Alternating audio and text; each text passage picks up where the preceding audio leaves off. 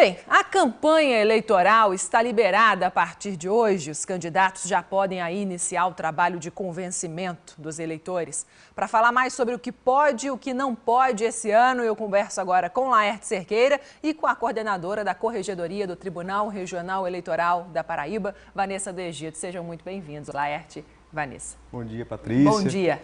Bom dia para todo mundo, bom dia, Vanessa. Bom dia. Olha só, são praticamente 45 dias, Patrícia, de campanha na rua e na internet.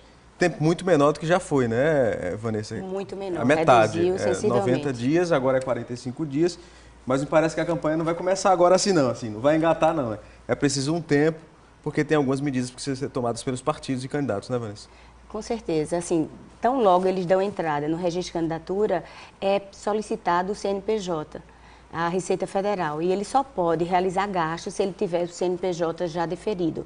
Então, os candidatos que queiram já começar a campanha eleitoral têm que estar atentos a, primeiro, adquirir o CNPJ para só então poder realizar gastos efetivos com a campanha eleitoral. E a propaganda eleitoral, ela requer gastos. Então, para realizar essas que requerem gastos, ela precisa estar atento ao CNPJ. Com relação à campanha pela internet, aplicativos de celulares, isso eu acho que é o que gera muitas dúvidas nas pessoas, né? Porque os candidatos têm uma responsabilidade, mas os eleitores também. O que diz a lei desse ano com relação a isso? A gente tem uma novidade, Patrícia, que é o aplicativo chamado Pardal, que vai ter lançamento agora pelo Tribunal Superior Eleitoral, pelo ministro Gil Mendes, na próxima quinta-feira. Ele vai lançar nacionalmente o aplicativo Pardal e a Paraíba foi um dos pioneiros ele desenvolveu, no desenvolvimento mesmo desse aplicativo. Então, nós vamos ter esse aplicativo que qualquer pessoa, qualquer cidadão que tem um smartphone poderá baixar. Ele se chama Pardal. Então, na próxima semana ele já deve estar em utilização. E ele, em vendo alguma propaganda que ele considere irregular, ele vai lá, tira foto, inclusive sem internet, ele pode fazer isso tudo em ambiente sem internet, aí ele, quando tiver num Wi-Fi, no local que tem internet, ele envia para o Tribunal Regional Eleitoral, que por sua vez vai recepcionar todas essas denúncias, ver o que tem procedência ou não, e em tendo procedência, destinar para cada uma das zonas eleitorais. Porque como a gente está na eleição municipal, o Tribunal Regional Eleitoral, ele faz só o apoio logístico dessas denúncias, mas quem vai tratar efetivamente das denúncias, como da propaganda, do registro, tudo diretamente é o juiz eleitoral de cada zona, das 77 zonas que compõem o estado da Paraíba. Vanessa, esse ano há uma grande diferença na campanha que é com relação ao financiamento. As empresas privadas não podem financiar partidos políticos, nem os candidatos. Só pessoas físicas. Mas essas pessoas físicas também têm um limite de gastos? Tem. De financiamento ou de doação? Tem sim um limite de gasto. Mesmo as pessoas físicas que estão aptas a doar, ele só pode doar até 10% do rendimento bruto declarado no último imposto de renda. Então, por exemplo, se declarou que o rendimento bruto foi de 100 mil reais, 200 mil reais, então... Só pode doar até 20 mil reais. Até 20 mil. E nessa doação vai constar o próprio CPF dela e ela vai ficar vinculada a essa doação. Vai haver vão olhar se realmente, através das prestações de contas dos candidatos, vão bater quem doa e quem recebe. Me permita voltar um pouquinho na questão da internet. A gente recebeu perguntas sobre isso dos eleitores aqui, para ficar claro para todo mundo na responsabilidade do eleitor. Uma pessoa independente, que não é candidato, um eleitor, postar um santinho de um candidato numa rede social, pode ou não pode? Pode.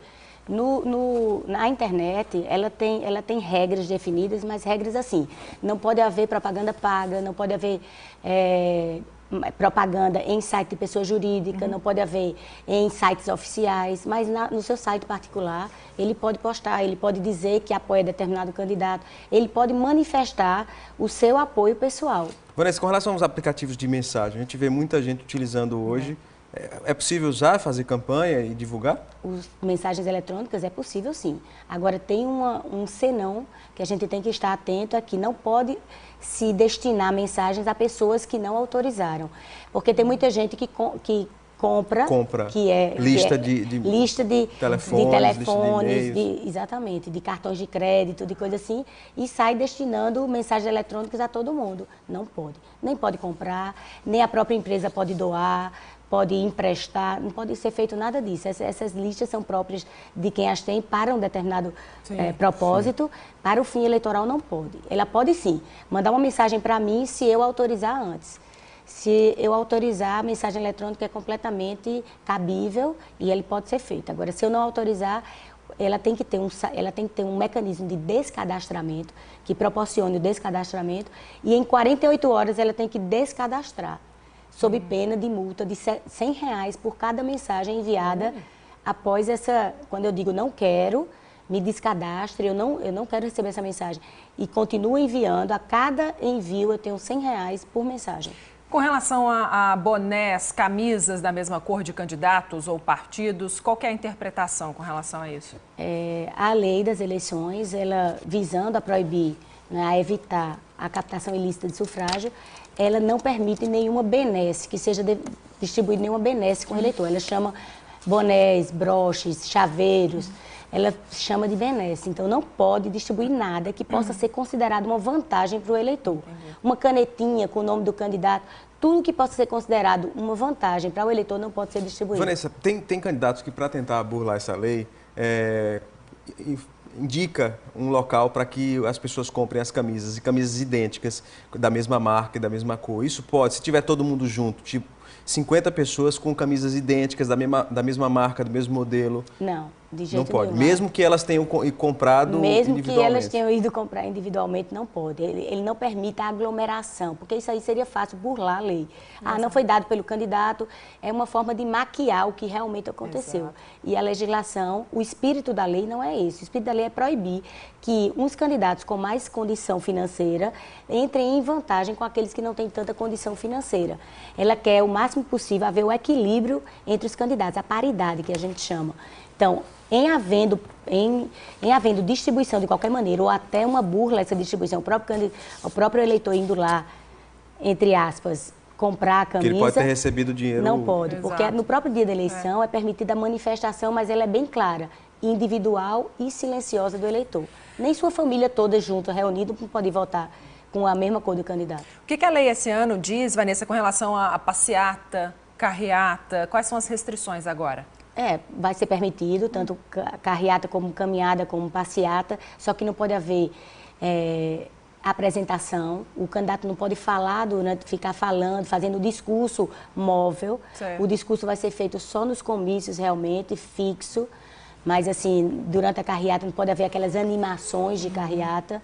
Pode haver a carreata normal, como até o impacto, né, de vários carros um atrás do outro já causa um certo impacto no eleitor. Pagamento de combustível para carreata, se pegar, é crime. É crime, é captação, é como se estivesse dando uma benesse ao eleitor para que ele participasse ali da carreata, não pode. Justiça Eleitoral está preparada para fiscalizar todas essas novidades e esse endurecimento da lei esse ano? Está preparada sim.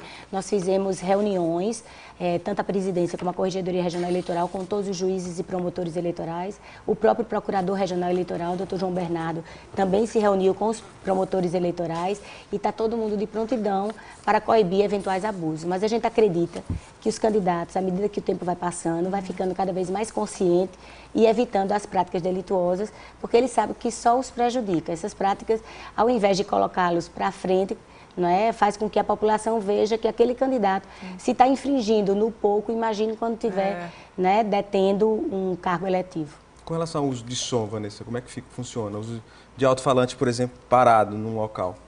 Não pode parado, ele pode circular, agora desde que seja móvel, de 6 horas da manhã às 22 horas. A mobilidade de amplificadores e carros de som. Só que o som mesmo, a sonorização fixa de comício, ela pode ser até 24 horas, até meia-noite o comício, com exceção do comício de encerramento de campanha. O comício de encerramento é o único que extrapola essa meia-noite e vai até 2 horas da manhã. Vanessa, muito obrigada. Vanessa do Egito, Obrigado, aqui, a coordenadora da Corregedoria do Tribunal Regional Eleitoral da Paraíba, explicando para a gente o que é que muda a partir de hoje, essa terça-feira, 16 de agosto, quando começa a campanha eleitoral em todo o Brasil. É importante ressaltar que não só os candidatos, a vereador, a prefeito, deve ficar atento, porque a população também Os eleitores também têm responsabilidade, né? E podem ser punidos também, né, Vanessa? Com certeza. Se receber uma vantagem ilícita, ele também pode ser punido. A captação não é só um delito ativo. Existe a corrupção passiva também, corrupção eleitoral passiva, que é aquele que recebe a benesse. Muito obrigada, bom trabalho a partir de hoje. Laerte, a gente volta a se encontrar amanhã aqui no Bom Dia. Até lá. Tchau.